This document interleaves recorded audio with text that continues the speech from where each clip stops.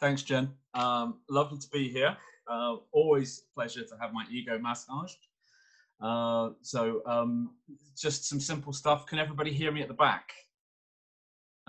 Thank you. I'm getting used to this whole online teaching thing. It's a whole new ball game. The popular English adage when public speaking to imagine everybody in their underwear has become an increasingly dangerous and likely situation, because the more and more times you go onto Zoom, the more likely it is that somebody actually is in the all together. So thank you everyone for turning up, and thank you for getting dressed. I think that's a great start. I'm looking through. Alex has even got a hat on. I mean, you know, Katie's got a hat on, but Katie always has a hat on. So it's, you know, this is the game. So, okay, where to start? Jen's already picked me up, so I don't need to introduce myself. Again, I've been with the program since 2007.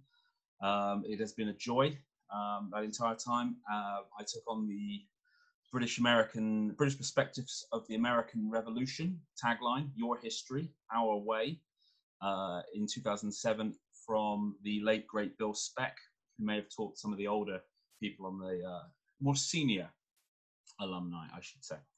That's who I am. And for those of you, and I'm seeing a lot of faces of people I know. Hi guys, konnichiwa y'all. So great to see you. I'm going to add my thanks. This madcap scheme is the brainchild of Katie Manns, celebrated alumna, infamous junior dean, notorious possibly, but legendary. I'd like to thank Katie for keeping the spirit of the UMass program alive, even though it isn't taking place this year. But also a huge thanks, firstly to Jason for countenancing this. It was too short a season as boss. Jason, you were absolutely my favorite boss. Jenny, you were absolutely my favorite boss. Anne, absolutely my favorite boss. And Brian, if you are there somewhere, you're the best, just absolutely the best. As you can see, I am in the dining hall at Trinity College. I'm lying, of course. They wouldn't let me into the dining hall at Trinity College. It's on complete lockdown. But I thought I would show you the dancing room, because, you know, so many of our meetings have taken place there. 1 second. Boom. So that's the dancing room right now. And I think for all of us who had to spend some quality time in it, that is probably the best thing that's ever happened to it. A sort of Viking burial. But exciting times indeed, because if I can find it, here's what they're putting up in its place, which is pretty cool. So I am going to talk to you this evening on a little lecture that we've come up with over the last week or so, which is entitled Oxford, the Plague Years. And I'm going to bring up a second screen if I can for a little slideshow. By the way, if at any point I bug out, start looking strange, just tell me. But other than that, we're just going to wing this one and see how we get along, yeah? Cool. Okay. To begin then, if not at the beginning, but at least at a beginning. In the year of our Lord, 1577, with a man named Roland Jenks. Roland Jenks smelt bad. Roland Jenks smelt very bad. He smelt bad even by the 16th century standard of smelling bad. And it was in the summer of 1577 that this noisome individual was implicated as the Typhoid Mary. Even though the term had not been coined yet, Mary Mallon wouldn't be born for another 300 years, of an outbreak of a strange illness known to history as, hopefully I can bring this up, the Black Assize of Oxford. Dun, dun, dun. Dramatic, I know. Jenks, a, quote, saucy, foul-mouthed bookseller, as if there is any other kind of bookseller, was put on trial at Oxford's Court of Assize, charged with allegedly uttering scandalous words against Elizabeth I. As the case commenced, one account from 1643 tells us, the court was surprised with a pestilent savour, whether arising from the noisome smell of the prisoners or from the damp of the ground is uncertain, but all that were present within 40 hours died, except the prisoners and the women and children. Now, one wonders perhaps why there were children at the Court of Assize in the year 1577, but that's sort of inconsequential. What is important is that from this sudden initial outbreak at the Court of Assize, this mysterious illness spread rapidly, going viral, one might say. And in the period from the 6th of July to the 12th of August, which is slightly shorter than the 1577 UMass programme, it claimed another 200 lives, among the fatalities being the city's Lord High Sheriff, Robert Doyley, and the Lord Chief Baron of the Exchequer, Sir Robert Bell. But what exactly had been the cause? One source blamed, and I quote, the malady from the stench of the prisoners. But was Roland Jenks and his fellow inmates really so stinky as to have caused the death of more than 200 of Oxford's great and good? Well, historians ever since have claimed various explanations and causes, from a resurgence of plague that had ravaged the city 6 years earlier, in 1571, to an outbreak of jail fever or typhus arising from the squalid conditions of the city's prison. But one account, and my particular favourite account of this event, offers an even more unusual, stranger vision yet. In 1677 writes, it could not be a prison infection. It fortuned that a manuscript fell into my hands, collected by an ancient gentleman of York, who was a great observer and gatherer of strange things and facts, who lived about the time of this accident happening in Oxford, wherein it is related thus, that Roland Jenks, being imprisoned for treasonable words spoken against the Queen, we've all done it, and being a popish recusant, which is a great thing to have on one's CV, had, notwithstanding, during the time of his restraint, liberty sometime to walk abroad with a keeper. That is, he was allowed day release.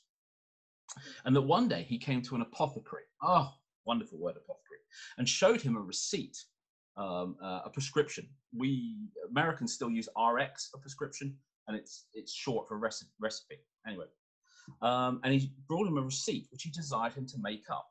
But the apothecary, upon view of it, told him that it was a strong and dangerous receipt and required some time to prepare it, but also asked him to what use he would apply it.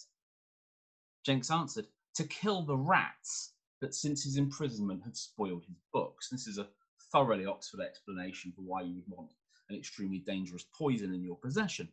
So being satisfied, the apothecary promised to make it ready, and after a certain time, he, that is Jenks, cometh to know if it was ready. But the apothecary said the ingredients were so hard to procure that he had not done it, and so gave him the receipt again, of which he had taken a copy, which mine author there had written down, but did seem so horribly poisonous that I cut it forth. Yeah, this is one of these usual historical explanations. Of course, I could prove it, but who needs proof when I've got a strong feeling? A sort of Bill Barr defence for why you can't actually produce evidence, but you've got a strong gut feeling. Anyway, after it seems Jenks had it prepared, and against the day of his trial had made a wick of it, for so is the word, that is so fitted that like a candle it might be fired, which as soon as ever he was condemned, he lighted it, having provided himself a tinder box and steel to strike fire. And whosoever should know the ingredients of that wick or candle and the manner of the composition will easily be persuaded of the virulency and venomous effect of it. Was it possible? Could Jenks truly have created a candle so poisonous that its smell alone could make people physically ill? No. The short answer, absolutely not. This is complete nonsense. If true, this would of course be the historical explanation for Yankee Candles and those things that Gwyneth Paltrow sells over on Instagram. But as crazy conspiracy theories go, it is nonetheless a good one, and no less bizarre perhaps than the frankly insane musings of people on Facebook in 2020, and you know who you are. If the Black Assize of Oxford was indeed a real illness, however, then it certainly wasn't Oxford's first brush with epidemic disease. In 1129, Henry I endowed St Bartholomew's Chapel in East Oxford as a hospital for people afflicted by leprosy. Now, those who remember Ben-Hur, Kingdom of Heaven, or perhaps even Monty Python's Life of Brian to an extent, will no doubt recall the terrible physical effects of leprosy, a contagious degenerative long-term condition, which historically caused not only debilitating physical illness, but also social ostracism. Probably the first of Oxford's many hospitals, St Bartholomew's is still standing 900 years later.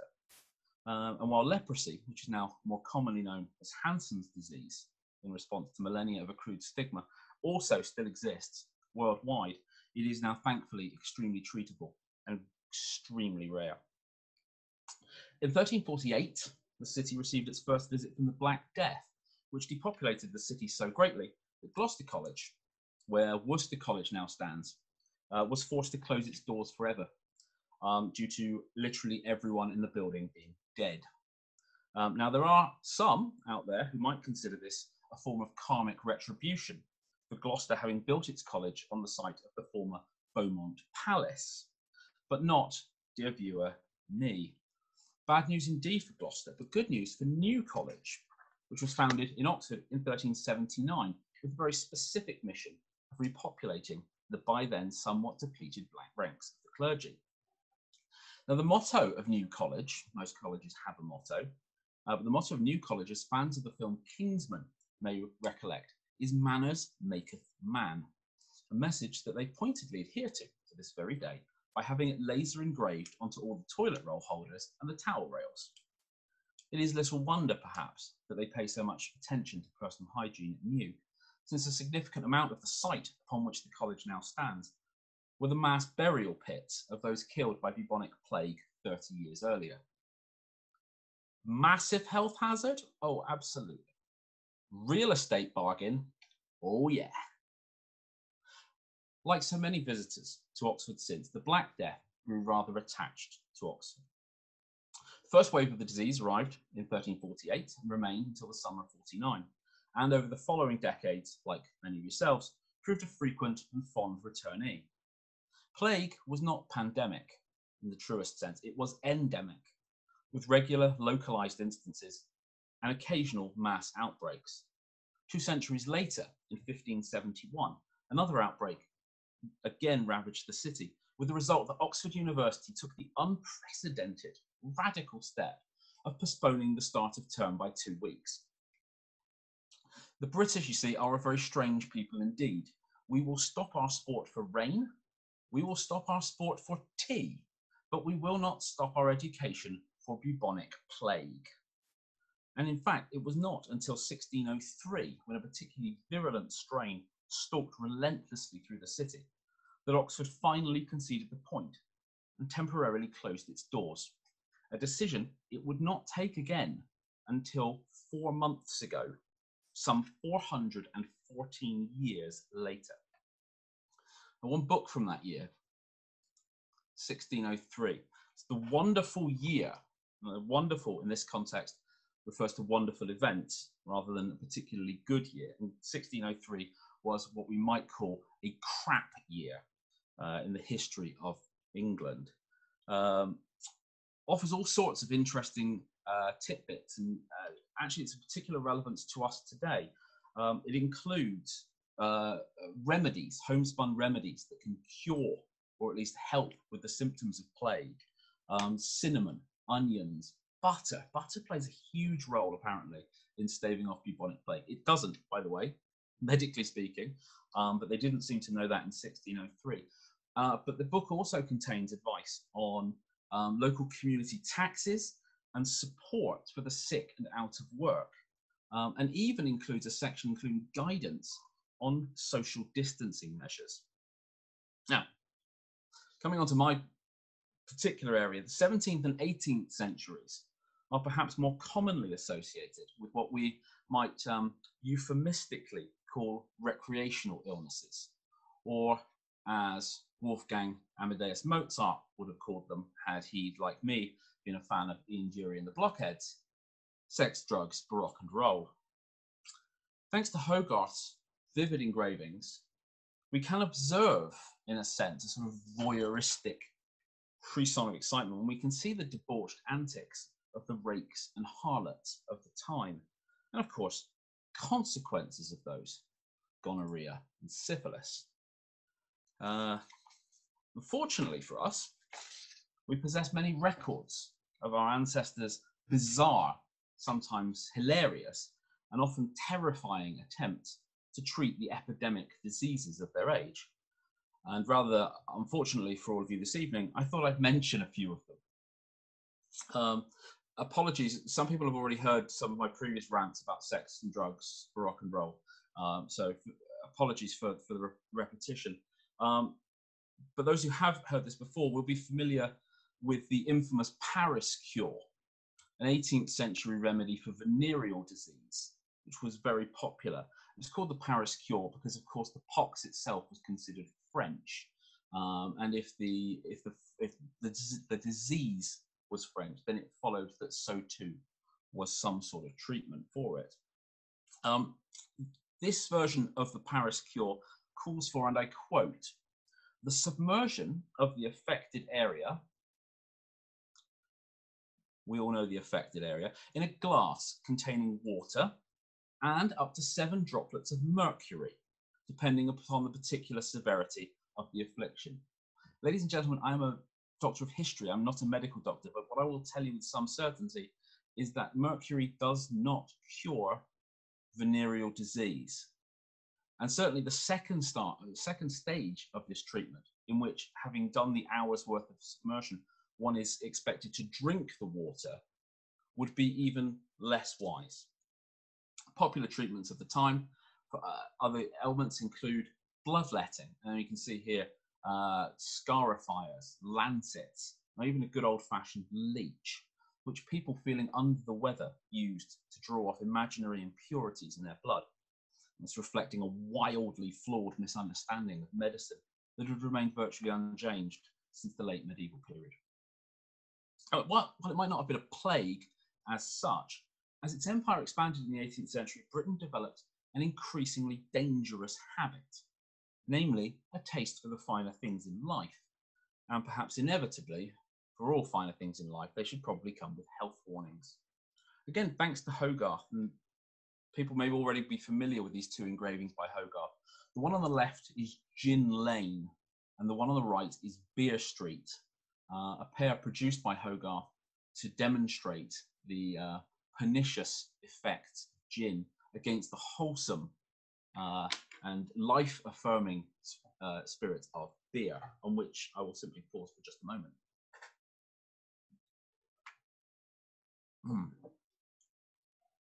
Thanks to Hogarth, we think perhaps of gin as one of the great evils of British life.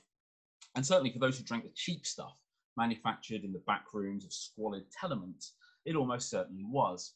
The gin craze spawned several decades of homebrew moonshine production, which, due to basic understanding on the part of its makers, routinely resulted in liquor which could cause blindness, nerve damage, paralysis, and even death.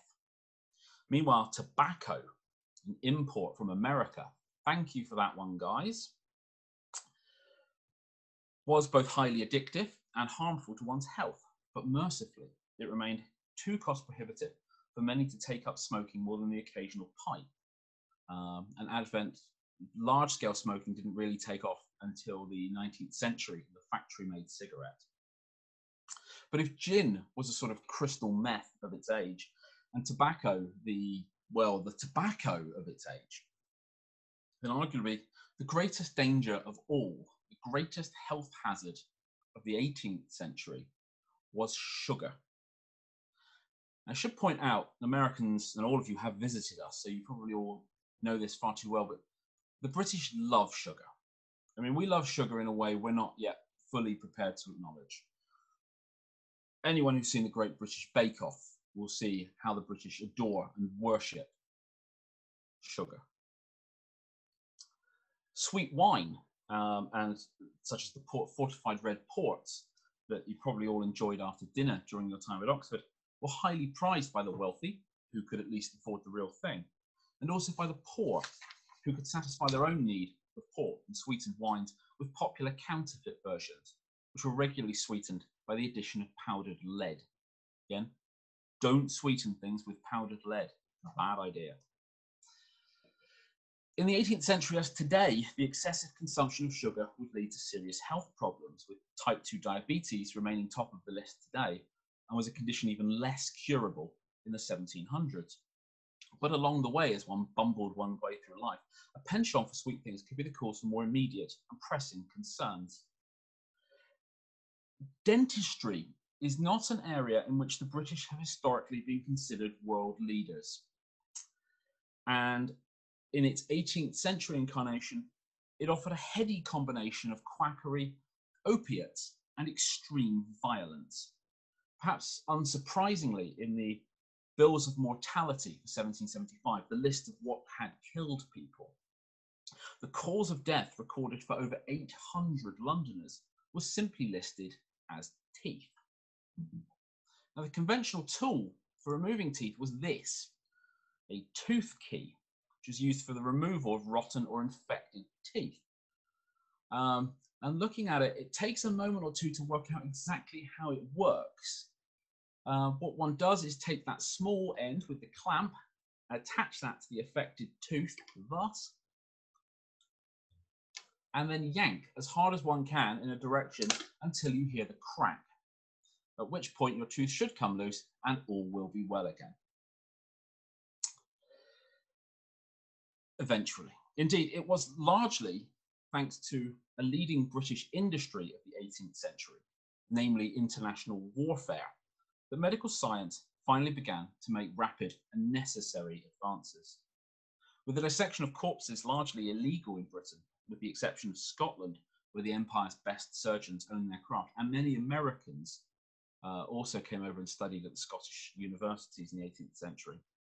Surgery was often confined to informed guesswork until doctors actually got to carry out hands-on or occasionally hands-off work.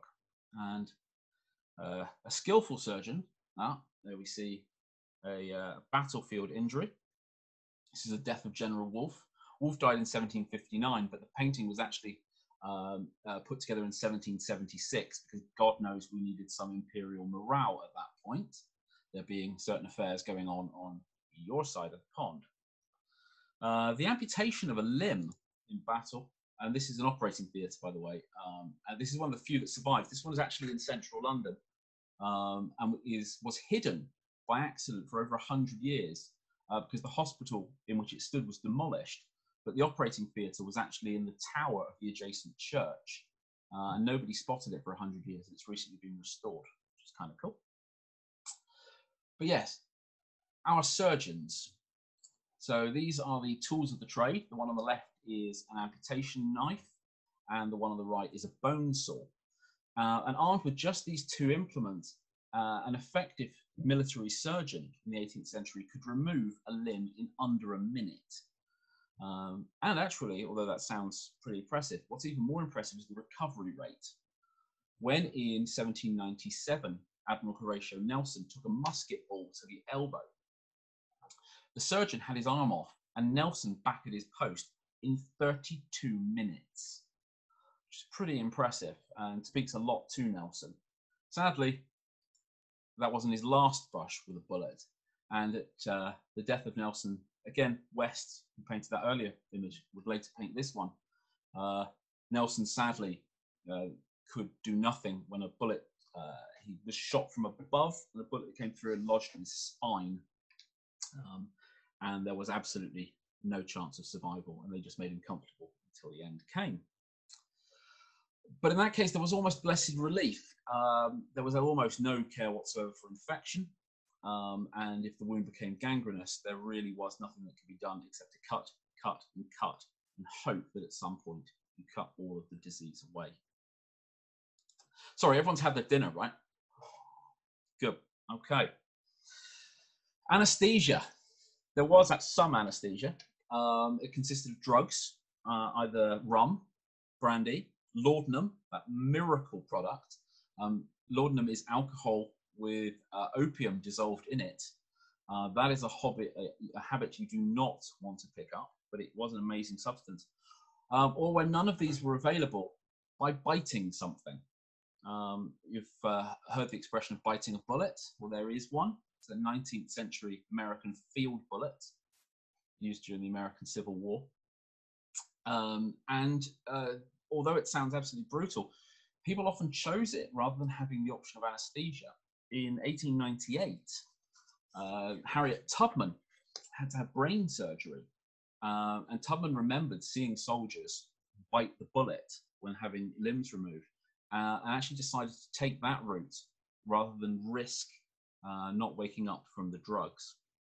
It's pretty astonishing.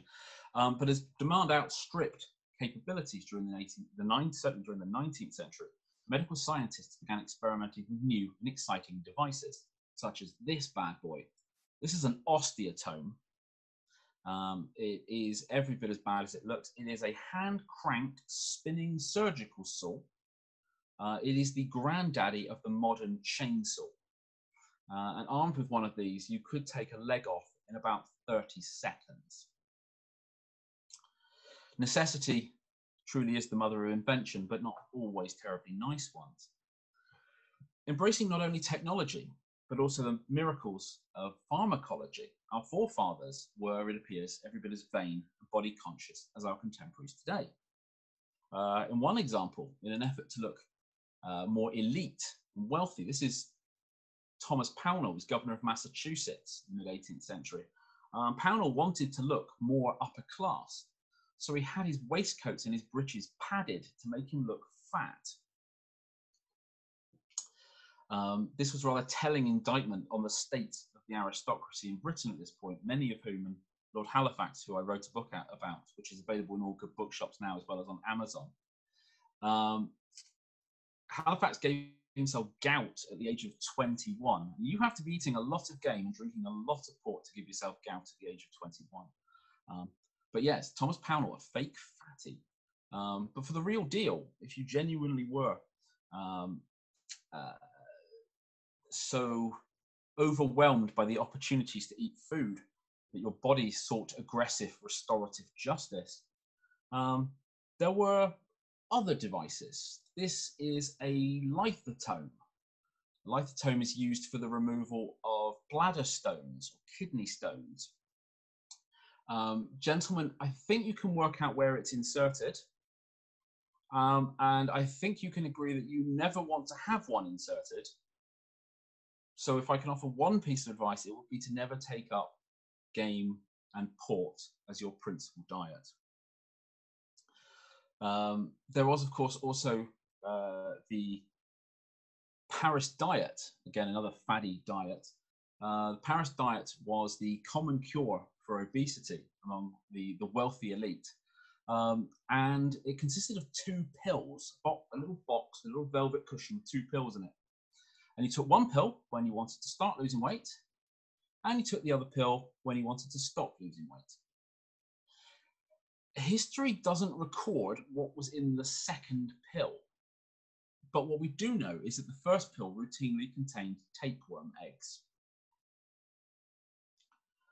This is a diet that makes the paleo diet look positively sophisticated by comparison. And again, I would advise you, a tapeworm is not a sensible way to affect reasonable weight loss. Going back from the epidemics, self-inflicted epidemics to the real ones, as if these were not hazardous enough, these years were not without their own medical health epidemics as well.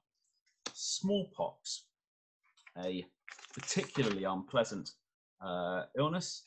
Sorry, I've lost the page. Bear with me.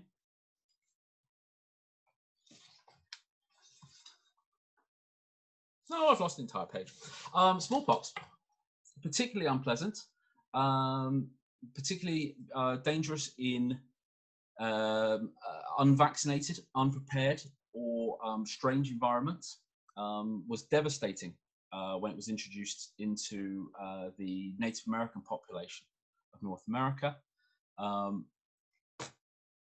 One genuine success story, however, it is an unusual disease. Unlike COVID, COVID, of course, is our frame of reference at the moment. In COVID, the disease affects adults principally rather than children. smallpox has the opposite. Generally speaking, children are worse affected. And as a result, although smallpox remained endemic, it came in peaks and troughs where an entire generation of children were badly affected, but the survivors gained a temporary immunity, which passed to the next. And so the disease passed ups and downs for a long time. But it is a success story. Eventually, through vaccination, the WHO actually managed to get rid of it, and smallpox was declared extinct in 1980. But while I'm there, and this is just a recent addition, these are some dead Vikings. These are the 37 dead Vikings that back in 2008 were found buried under St. John's College. They are a complete mystery. The general consensus is they were probably Danes or possibly Vikings who were put to death in the year 1002 under the orders of King Ethelred the Unready, which is a great name anyway for a monarch. Why I mention them is because there's recently been some work carried out on their teeth, and it turns out that these 37 possibly Vikings had a variety of smallpox which was completely unknown in Britain.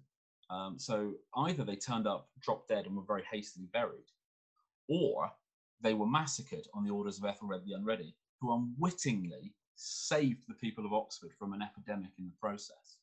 So either way, good thing dead Vikings, which I didn't expect I was going to say in this conversation. As time passed, Oxford became increasingly urbanised, increasingly populated, and in places even civilised, offering in the process an open invitation to two of the persistent blights of the Industrial Revolution. These are typhoid and cholera, and they're kind of trippy looking things. You would say they're quite beautiful, were it not for the fact that they're extremely dangerous. The one on the left, typhoid, is a bacterial infection. It's commonly caused by contaminated water or food, and it was rife in Oxford throughout the 18th and 19th centuries. In fact, in 1879, the city's mayor died of it, and it prompted a long overdue upgrade of Oxford's historic sewer system. In addition, an outbreak of putrid fever in Oxford in 1783, which was either typhus or typhoid, compelled a local school teacher, Anne Corley, to decamp herself and her remaining boarding school pupils to Southampton. It doesn't sound particularly interesting until you realise that one of those boarding school pupils was a seven-year-old girl called Jane Austen, who, along with her sister Cassandra, who was then 10, and her cousin, were moved to Southampton, where Mrs. Corley thought the air would be better. Miss Corley got her dates entirely wrong. No sooner had they arrived than so had half the British Army on its way back from the early stages of the Napoleonic Wars. And there is a brilliant moment, where Austen's cousin writes home to their mother to say, "We're surrounded by poxed soldiers, anything you can do about it?" And Austen's frantic mother sends a carriage across country to pick up her girls and whisk them back to safety in Bath. It's worthy of one of her books. In 1832, an outbreak of cholera killed 40 townspeople in a matter of weeks. Again, it was about the same length as the UMass programme, but I would respectfully suggest that that's pure coincidence.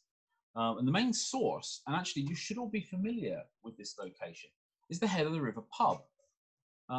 And those of you who ever rented a punt from Salters on the right or went for a drink there may remember there's a little stream that runs behind. And this stream was identified by the chief investigator, a man called John Snow, who realised that the pigsties and the shanty hovels that ran along the Abingdon Road, the street behind, were dumping animal waste and human waste directly into the river. But the tide in this channel was so weak that the filth just accrued and built up. Neighbouring Christchurch College, greatly offended by this lethal combination of contaminated water trickling idly beside its backfield, of course did the decent thing that an Oxford college should do in showing social responsibility. They put up a great big brick wall alongside it so that their dons and students wouldn't have to look at it. And in fact, one college fellow, Sir Henry Wentworth Ackland, decided to publicly and openly dispute all of the findings In effect, he claimed that Jon Snow knew nothing. And yes, that was a shoehorned Game of Thrones reference, ladies and gentlemen. And instead, a brilliant British explanation said that it wasn't the river full of filth that was killing people, it was the weather. Arguably the most British explanation for anything ever. Eventually, however, either pressure from the neighbours or the ungodly smell of the stream convinced Christchurch's dons, and employing a series of great flushes, they succeeded in pouring enough clean water through the channel to dislodge concreted excrement. Another filled stream, cholera-filled stream, which was just off St Clements, and again, for those who've been out on an Oxford pub crawl, this would be just past the Cape of Good Hope and close to the Angel and Greyhound, was also found to be contaminated that year with cholera. And by the time it was drained, it had unfortunately killed the butler of Magdalen College, which I understand was a very sad loss for the college. Cholera was a repeat fond visitor. It came back again in 1849, killed off 64 people, came back in 1854, but this time they were ready for it. Henry Wentworth Ackland had learned his lesson. Now he actually led the response. Sir Henry was one of these chaps who, once his eyes were opened, was a complete convert. He ended up running the Royal Sanitary Commission. I think it was knighted. Oxford has never had a dose of cholera again. Meanwhile, Jon Snow, brilliant name Jon Snow, whose work on poo Sir Henry poo-pooed, was instrumental in tracing the infamous 1854 cholera outbreak in London that claimed the life of 616 Londoners. And in fact, if you find yourself in Soho, you will see the memorial to the contaminated water pump, and the pub standing next to it is the Jon Snow. Indeed, if this succession of outbreaks has not put you off for life from returning to Oxford, I apologise, I don't really work for Oxford's tourist board. It is worth remembering that plague-ridden choleric swamp, though Oxford may have been at times, at least it's not London. In 1655, there's the Jon Snow. Sorry, apologies, I should have shown you. And there's the pump in front of it. In 1665, Oxford was considered sufficiently healthy during the Great Plague that Charles II and Parliament decamped from the capital, using the Bodleian Library as Parliament for its autumn session. And later in 1917, a number of the colleges and university buildings were requisitioned to serve as military hospitals, first for wounded soldiers from the First World War, and subsequently for the Spanish flu outbreak of 1918.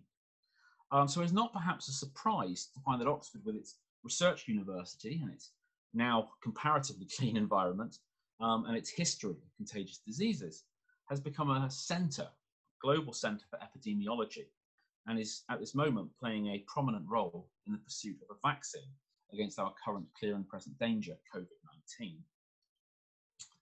Now, I've spoken a lot about how bad illness is. So I think in terms of restoration, I should point out that while disease is bad for people who get it, it can also bring surprising benefits as well.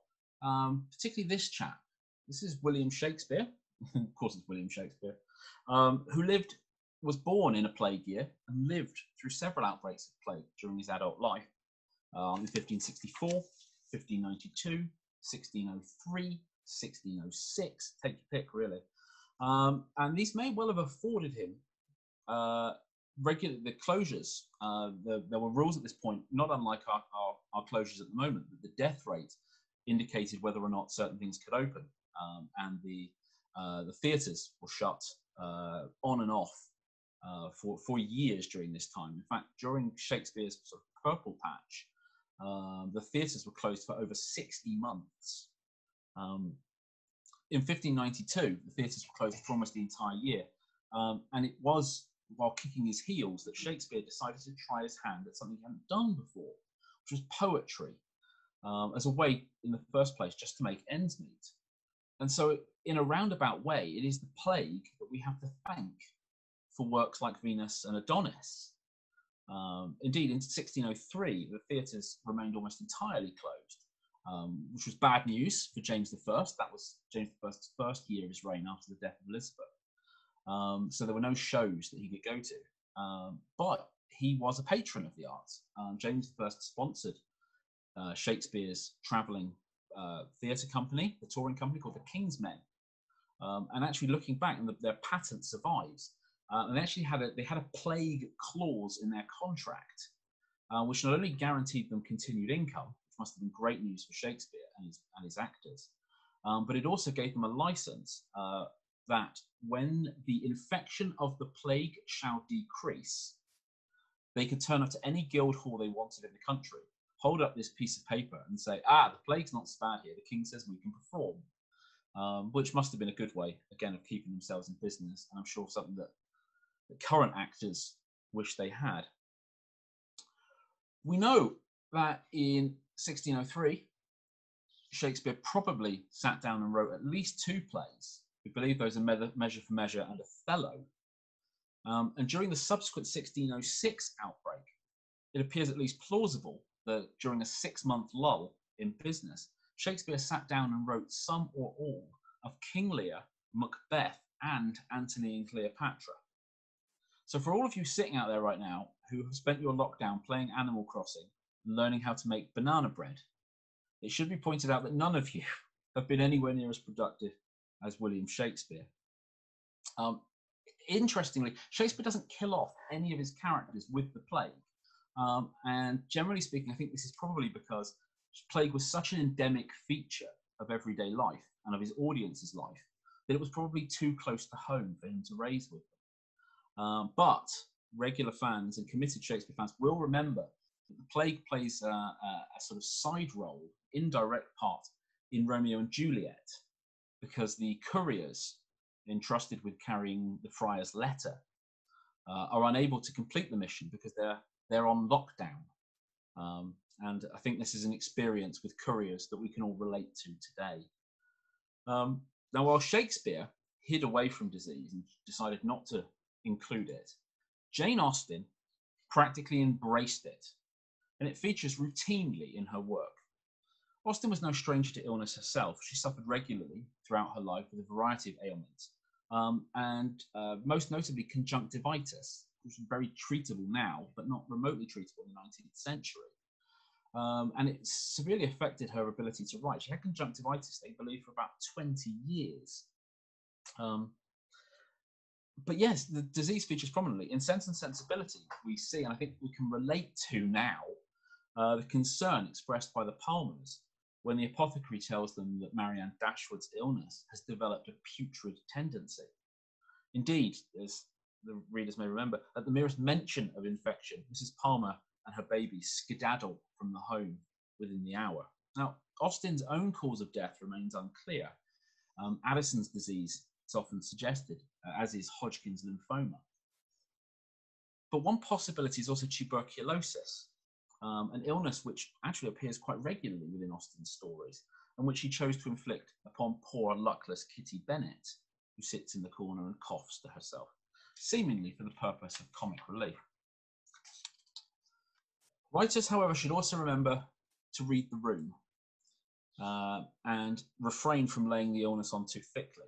And Daniel Defoe's A Journal of the Plague Year was written in response to a Europe-wide outbreak in 1720. I love this image from the Journal of the Plague Year, where we see Lord have mercy on London.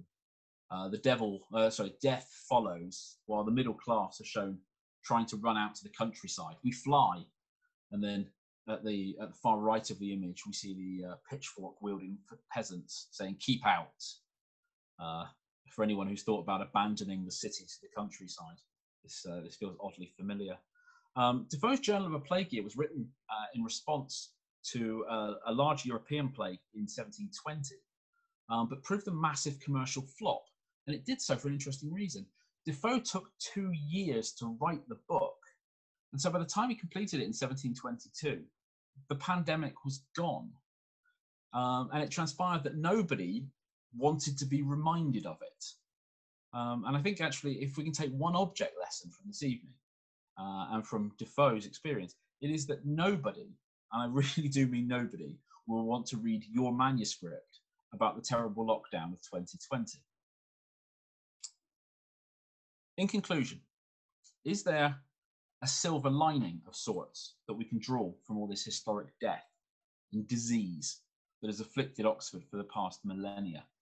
Well, yes, of course, there is. And the good news, I think what we can see from the fact that Oxford remains after all of this time is that eventually, like all those before it, this awful plague will end.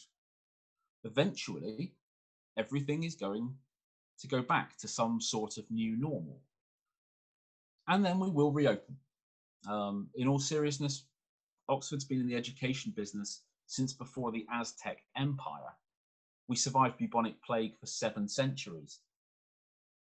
And I think we're probably going to be around for a while yet.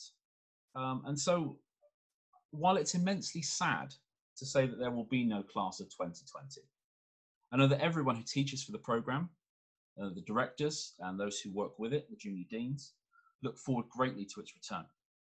Now, by my reckoning, it is late where you are. It's bloody late here. And I hope you all have a drink in hand. So in closing, I would like to ask you all, if I may, to raise a toast to 3 things. To the many, many happy years that have gone before, that you all enjoyed.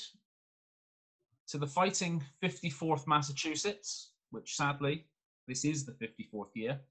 It was the year that never was. And lastly, to the amazing years that are still to come. We will be back. So thank you for watching this, ladies and gentlemen. This is Oxford signing out until 2021. Thank you, good night, and wear a damn mask. Salute.